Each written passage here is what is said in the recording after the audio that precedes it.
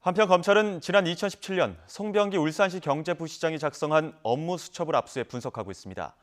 이 수첩에는 울산시장 선거를 앞두고 청와대 관계자들과 만나 공약 등을 논의한 정황이 담긴 것으로 알려져 이번 수사의 중요한 단서가 될 전망입니다. 박기환 기자가 보도합니다. 검찰은 지난 6일 압수수색에서 청와대 최초 제보자로 지목된 송병기 울산 경제부시장의 업무 수첩을 확보했습니다. 송철호 울산시장의 후보 캠프에서 일했던 송 부시장 수첩에는 지난 2017년 가을부터 선거 준비 과정과 내용이 상세히 담긴 것으로 알려졌습니다. 최근 검찰 조사를 받은 김기현 전 울산시장은 송 부시장 수첩에 지방선거 전까지 청와대 비서관 등을 여러 차례 접촉해 논의한 내용이 담겨 있었다고 주장했습니다.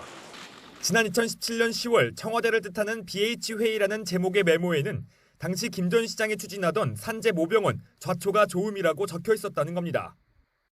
지난해 3월 메모에는 청와대 관계자와 만난 자리에서 산재 모병원이 아닌 공공병원 설립을 공약으로 하라는 구체적인 논의도 담긴 것으로 알려졌습니다. 특히 구체적인 예산 액수는 물론 사업 추진 시 대응 전략까지 거론된 것으로 전해졌습니다. 실제로 지난해 선거를 한 달 앞두고 김 전 시장 측이 추진하던 산재 모병원 설립 사업은 예비 타당성 조사에서 불합격해 좌초됐습니다.